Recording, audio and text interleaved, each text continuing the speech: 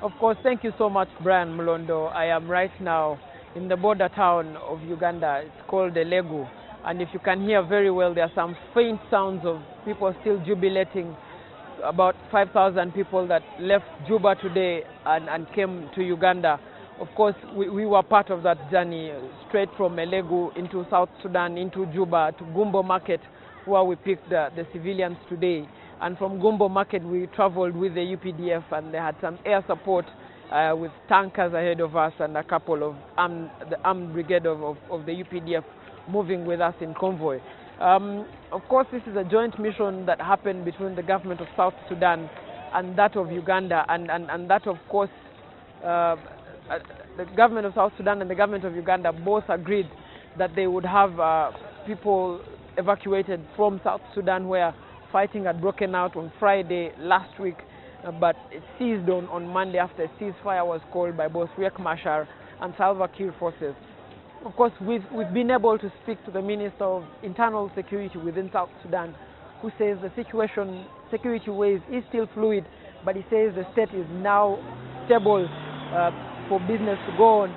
But the people that are returning with us today have some very horrifying stories that they have to tell, which of course throw a shade of doubt on what the Minister of Internal Security was saying.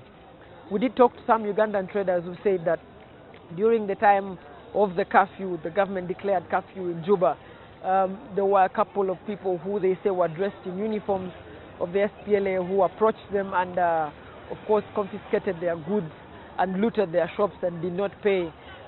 We also spoke to traders who said that the price of goods within Juba itself had gone up so much, making it almost impossible for them to have a cost of living and for them to make a living in South Sudan. But that, of course, is not the whole story. We also have the story of people who've decided, with all the things in context, that they will stay in South Sudan. We've spoken to some traders who say that their entire livelihood is in South Sudan and they don't see any reason and any need why they should leave South Sudan. Now, you may be wondering why we're talking about South Sudan in this way, but of course you know that South Sudan is one of those countries that has been at war since it was birthed. It's the world's youngest nation with the world's youngest government, but that of course has come with its challenges and issues.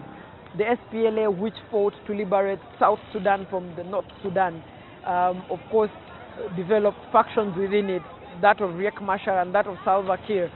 That of Riek Machar now calls itself the South Sudan, the SPLA in opposition, and that of Salva Kiir calls itself the SPLA. Now, they went to a civil war last year, and that civil war dragged out. Of course, in that civil war, we know that over 2 million people were displaced, the majority of these in Uganda, and some hundreds others were killed.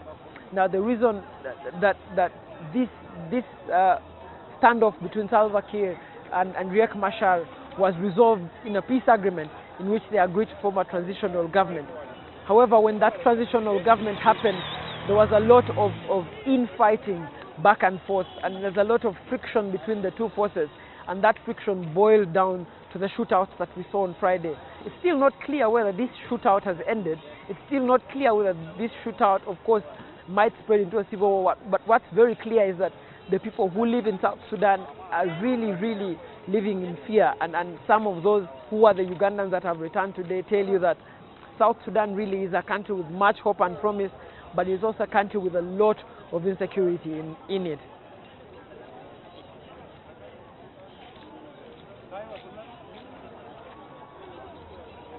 Of course, if I could map out for you our journey, basically I'd tell you that the security along our journey has also been a bit sketchy and shady. Between here and Juba, I counted just by my hand up to 14 checkpoints within which we had to, of course, maneuver. The UPDF had an understanding with SPLA that made it easy for us to make it through. But many of these checkpoints, the traders will tell you, are checkpoints where there's lots of bribes that are paid, there's lots of intimidation that happens on these checkpoints. And of course, this points to a very fluid security situation. You know very well that when we were journeying there yesterday, just a little bit after the IE bridge, the convoy that we're in, which was a well-armored convoy, ready for war, was attacked. And the people that attacked, of course, managed to injure up to 3 UPDF soldiers. This, of course, is not the full picture of South Sudan, but it's part of the picture. It shows that there's still tension, there's still small hand shootouts that are happening in pockets that can and cannot be reported everywhere around South Sudan. But the general situation in how we have experienced it is that the mood in Juba, where we are today, is business is going on. Business is going on, but very, very faint business is going on. People are worried about their property, but there's nothing to do. People still walk out there. We did see a couple of fuel stations, and there were many of them along the road, but many of them didn't have fuel. We saw long lines of motorcades lining up to get fuel in Juba. And of course, the heat is also pounding down on South Sudan. It's almost between 38 to 40 degrees Celsius down there. And of course, these conditions make it very, very hard for living in South Sudan. But the general population of South Sudan, of course, continues going on. The people in South Sudan feel like they need peace. The feeling around the people of Juba that were able to speak to, the ones that were able to interact with, feel that this country needs to return to peace.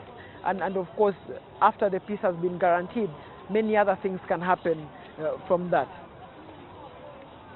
Thank you so much, Brian. Thank you so much. Of course.